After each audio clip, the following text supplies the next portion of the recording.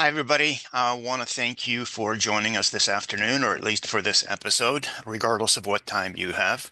Uh, Today, we have an exciting episode. We're talking to the founder of Oyster Aero, Jeff Jerge, and we're going to find out how he went from pilot to Boeing executive and now trying to conquer the aviation aftermarket. I think it's a great story, and I can't wait to hear all about it. So thank you for joining us. And in the meantime, don't forget to click subscribe. Thank you.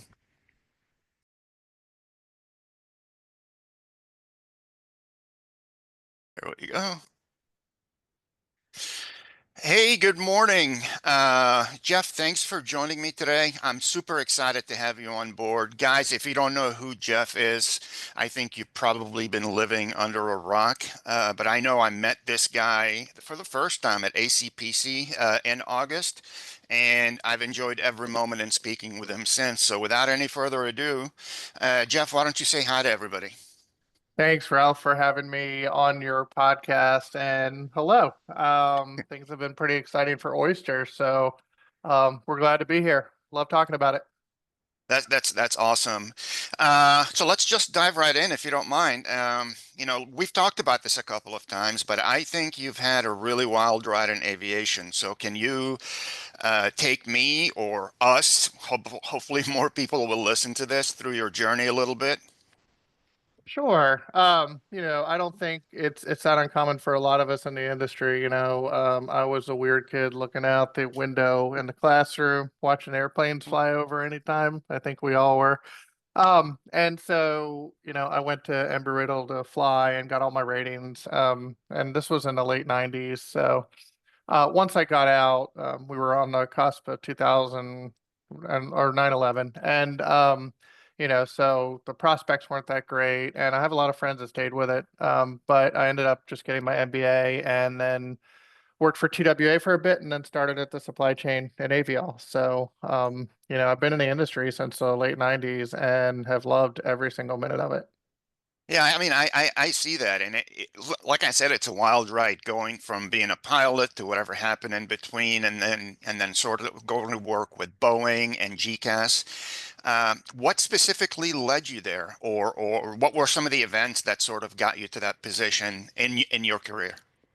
So as I said, I started with Aviall, and while there, I was in charge of the first GE engine distribution contract, the Hmm. CF650 and 80A. So I got to know engines pretty well and spent a lot of time in Cincinnati, and then Boeing purchased Aviall in 2006. So I was there for that. Hmm. And one of the first things that they wanted to do was they said, "Hey, we're going to close down the Long Beach and Seattle service centers, the component maintenance centers, and AVL is going to stand up an MRO." And they tapped me on the shoulder and said, "Jeff, why don't you go do that?" And I was like, "I really don't know anything about MROs running one." And so they said, "Oh, you're pretty smart. You'll figure it out." So Trial by fire. yeah, so, went to Long Beach, went to Seattle, spent a lot of time kind of learning how an MRO operated. And then I was the accountable manager. We wrote the maintenance manual. We hired the quality people. We hired the customer support. We hired the operations. And then, of course, all the salespeople and growing the repair management capabilities. So I would say when I look back at my career, that was probably one of the most rewarding moments is to start an MRO really in Dallas, and that shop today has done really, really well. I mean, it's done good for the Boeing company, so to see that continue to go is pretty awesome. That's great, and it sort of gives me an intro into the next question that I wanted to ask you, but I'm going to ask anyway. Um, How did you get into, I mean, you just told us a little bit about the story, but how did that lead you to today, to Oyster? How did things go to lead you there? Well, like all things, it's the line isn't linear.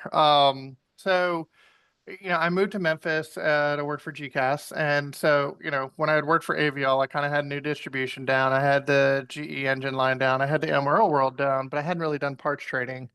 And, I showed up at GECAS thinking I was going to, teach them all my wisdom. And I realized in the first 2 minutes I was uh, way out of my league. But they, I kind of learned the parts trading business there, worked there for about a year and a half. And it was still the old Memphis group predominantly, Hmm. management team. And so, I kind of cut my teeth there for a couple of years on parts trading.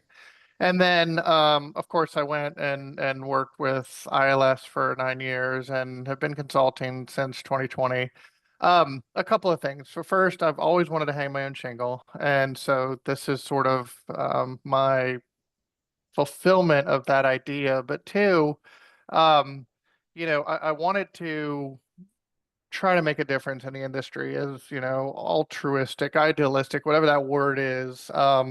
I wanted to focus on an area that I feel like everybody's kind of missed. And when you look at surplus inventory, it's been listed on marketplaces. Sales teams have had it, and everybody complains about it. I mean, over the Right. years, I mean, for years and years and years and years and years, I have all this surplus inventory. I don't know what to do with it. And so we wanted to come along and try to solve for that. And so that's kind of how we go to market today. We say, okay, you've listed inventory on a listing service, and you've had your sales team. Now what? And the logical solution is scrap or just hang on to it. And so we want to, or we exist to bring incremental straight profit because a lot of Right. this inventory is written down. These are old packages. So by putting a light on surplus inventory and kind of making it cool, which we try to do in Oyster, it helps bring, residual value on these packages and straight profits in a business. And also we hook buyers up. I mean, buyers can get discounted parts. We've kind of put a light on that. And so that's kind of how we ended up where we are today. Well, I think that told me part of the next question, so I'll skip it in terms of aha moments, but I can relate to everything that you just said, or a lot of things that you just said. I'm going to ask you something that's going to have you pull back on your MBA. So I don't want to take you back to school, but I'm really, really interested in hearing how you've seen the supply chain change over the years, leading to where we are today. Well, I think as far as the way aircraft parts are bought and sold, it hasn't really changed all that much. When you look at technology and things like that. So what I've experienced over the years is buyers and sellers kind of hang on to those processes like, hey, Ralph, you and I have a relationship because you call me to buy a light bulb, right? And I'm going to quote you and we're going to talk about that and talk about your family and all that. But in reality, there is a shift towards, digitization of those low dollar components. I mean, if you Right. can just check out on a consumable, who wants, unless it's a package, who really wants to talk about that? And then, of course, data entry. With all the automation happening, some of the things that you all are doing in RFQ management and as far as just automating all that data entry, Right. that's probably the biggest change. And then, on the horizon, certainly, I mean, companies are like GA Telesis. I mean, they've made major investments in digital. Sat Air has made major investments in digital, Airbus. So I think, the trend towards e-commerce is certainly heading that way. We're okay at Oyster not being at the forefront of that because a lot of what we do is highly negotiated, materials inspected, tags are reviewed. It doesn't really fit into that e-commerce model. So we're okay letting, quite frankly, the big guys invest and go that route while we kind of hang back and hold the relationship side of the business, understanding that Oyster isn't a place to go buy a light bulb. So I don't want to put words in your mouth, but I think those are all reasons that led you to go ahead and build this. Am I right? Or were there other things that you sort of thought about that you wanted to capitalize on? No, I mean, I think, addressable market, everybody has surplus inventory and we are not a listing service at all. We look like one when you say, "Oh, I'm going to load parts and advertise them," of course, but we really are a channel partner. And so when we come in, we spend a lot of time onboarding with our suppliers. So we learn their inventory. We put a huge amount of R&D into parts master records and kind of understanding what goes on what and who's turning wrenches on what, because then we kind of actively help sales teams get materials sold. So We'll work alongside of teams as far as, moving material and the way that we bill, the way that we push, the way that we do everything. It's really more of a channel partner relationship than any kind of advertising. That says it well. I mean, obviously there's a need for it in the market, and as you said in the past, it's something that was forgotten. Whenever it got to that point, it was forgotten. You mentioned scrap. There were other things that you can do with it, but you put the spotlight back on it, and I think the way that you go after it, or at least help them go after it as that channel partner, I think is second to none. So I like that a lot. Um, where did the name come from? Tell me a little bit about Oyster Aero. I've asked you once or Sure. twice, but Yeah. So, one comment that I will say is we do not deal with junk, just kind of falling back on that. right, Like somebody brought me DC-9 material or 1960s Lear material. We can't create demand when there is none. So what we right. do is we try to focus on, I mean, pe- the nice thing about surplus is every organization is going to have a different policy. I mean, in the chemical world, it's surplus after 90 days, right? Hmm. And so you kind of Right. look at every organization is going to have a different definition. So there's some really, really strong content on Oyster. Right now, we're running packages for A320 Neo CO with Region. Yeah, PW 4000 with True Aero. I'm going to be working with a couple other companies on some new material we've done. Air Transat. I'll get into that a little bit. All right, on the name. So we try to have fun, and with surplus inventory, it's we get to have a little bit of fun, and so it's incredibly fulfilling to do what we're doing. But I grew up in Maryland on the Chesapeake Bay, and when I was naming the company, I was going to name it something really silly, or not silly, something very boring, and it was going to be like warehouse solutions or something.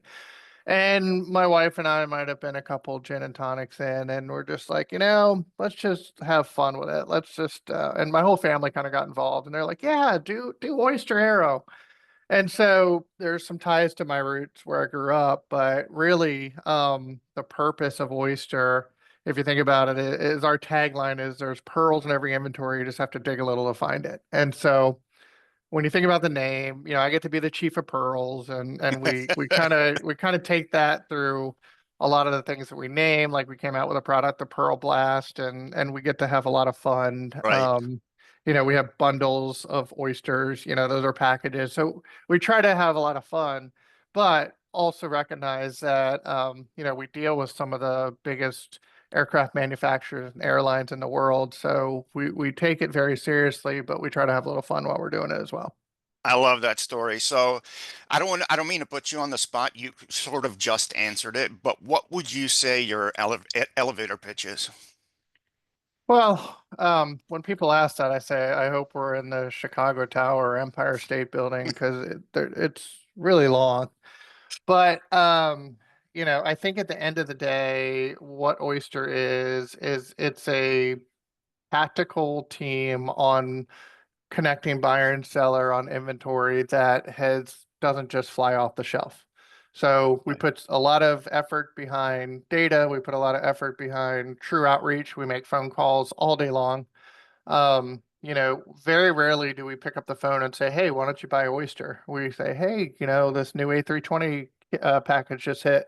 Are you interested in buying that?" So we kind of have built our little community, our little country club really. And it's odd to think Oyster's a little surplus country club. It's sort of like jumbo shrimp. It's surplus isn't cool, but we've made it cool, and we've created our little community. I love that story. So, you know, I know you like working with companies. I know you like helping companies, and what you just said, I think, is a real pain point in the industry. Can you add a little bit more about how Oyster solves for that or helps with that? I know you said you talk to the customers. I know you said you get to know them. Can you elaborate on that a little bit? Sure. So, as I mentioned, when we bring in, we really kind of understand the material, and then we also know who the active traders are in that market. And, the one thing that I'll say is you can't get a better valuation on inventory than having a strong network of traders. And it's not like, I mean, I call it a country club, but it's not closed. You know what I mean? So we can constantly add traders to that network. But, one of the things that we get to do as a startup is we get to really, really understand our customers and understand what they like to buy. So, I mean, I have a full I'm not going to use the term Rolodex because that's going to age me, but I can tell you at any point you can give me a platform and I can tell you five people that actively trade that platform and would like to see deals. So, um, and then of course we do a lot of advertising and what we've done is on one hand, we've taken all these processes that happen in email and a very closed network and it does work both ways. If you're selling a package, you want as many eyeballs on it as possible. And then if you're buying it, you want to be the only person, buying it. But we keep a pretty strong network. Our data for what our market valuations are between all the consultants and the parts traders that we work with. We provide a lot of insight back into the material, and we try to get things moving. So. That's the really, really good point. It led into what I was going to ask, but I think you already covered it in terms the improvements that some of your customers or new customers tend to see. So can you share maybe, hopefully there's a lot of them and there will continue to be a lot of them, but can you share maybe like a win scenario or two? Oh yeah. So I guess it just depends. Like, we had an airline that has used us for two packages. The first one was an expendables package that listed out for $800,000. The second one was a Boeing rotables package that went for 1.5 million. So it was very rewarding to take an airline package for a fleet that they transitioned out of and got that moved. And there was incredible value there. So it's not like we stuck it to a parts trader. Like the value created out of those packages for the trader that was willing to buy in bulk and then hold and sell piece by piece is phenomenal. So it's really cool in your Right. job when you fulfill the mission and everybody's happy because everybody got what they want. So airline bundles. We've worked with an OEM on moving some avionics packages. We've worked with a leasing company currently. There's five or six packages for A320 Neo and CO out there right now, where these are valued million and a half, and bidding started at 200,000. So Wow. it's really it's so rewarding to get mission accomplished and get people on both sides of the transaction feeling pretty good about it. It does. It takes a lot of work. I've had a couple of opportunities in my life to try to build one or two things, and I loved them. And I completely respect the position that you're in, primarily because I've lived it at some points in my life, and I understand what it takes. But in speaking with you, I think I get the feeling that you're happy with what you're doing, and I think that translates into everything that you do. I mean, I don't think I'm wrong about that. Anybody can see that. So I'm super happy that this is excuse me. I'm super happy that this is exactly how it's going down. So looking ahead for Oyster, any new features, anything on the horizon that people can look forward to? Yeah, we're doing some things like cleanup that we should have done when we started. So like, multi-part search, being able to drop in hundreds of part numbers and be able to return a result. That's something that we're implementing next. And then we're gonna be working on some of the airline side a little bit just to help them with coming in and being able to find more discounts on the airline friendly buyer side. We have 11 airlines today, and Wow. we're in constant communication with them on things that they want. And I will say one thing that again, being a startup, is we get the advantage of is our board of directors is the aftermarket, and that's kind of how we wake up every single day. We brought on a couple of people, and it's one of those things where I remember at some of other companies that I've worked for, even back at some OEMs and things like that, it's like, well, this is what the customer wants, and you start to lose. what really the Right. customers want in the bigger organizations that you get. And in fact, a lot of your time is like preparing PowerPoints for the board meeting for, and so you just kind of lose touch with that front line. And so our thought is if the aftermarket wants it, we must do it. Not we should do it, not we want to do it, not we'd like to. If I always tell people, if you want a flying monkey in the middle of this, trading platform, we're going to put it if that makes the transaction happen. So, it's just we must perform and do for what the industry wants. And so when we get suggestions, they're not suggestions, they're almost mandates. And I can point to 100 examples where someone has helped shape what Oyster is today. But we're also new. We're 11, 12 months in. We have a long way to go. But everything that we do, the whole purpose for everything that we develop and do as a channel partner is to try to get deals done. It's amazing. I agree with everything that you just said, and I think I can see it too. So before we wrap up, how does somebody get started with you? What do they have to do? Any hoops they have to jump through?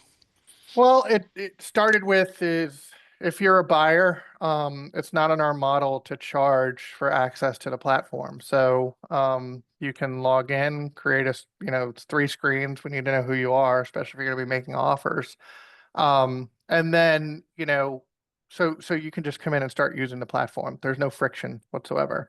Okay, On the good. se Yep, on the sell side, we kind of work with each seller on an individual basis. So, some businesses will be like, well, here's the lunch menu and here's a dinner menu. Where do you fit? And that's not how we operate at all. How we structure, how we work with you just financially, how we work with you on moving your material is a little bit different for everybody because it is pretty much personalized. So, Jeff at oysterarrow.com. We're going to be at MRO next week, running around, our, and so you can easily get in touch with us. And I would say, you know, we structure it just specifically to what that company is looking to get accomplished. That's amazing. I'm glad you're going to be at MRO next week. I wish you the very best. We're going to be up there too. I think it's going to be a tremendous show as well.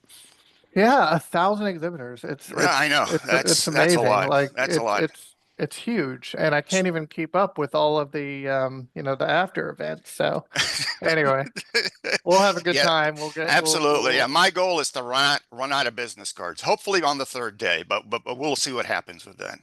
Well, exactly. So I wanted to thank you. I didn't mean to interrupt you. Sorry. I wanted to thank you one more time. Jeff Jerge again.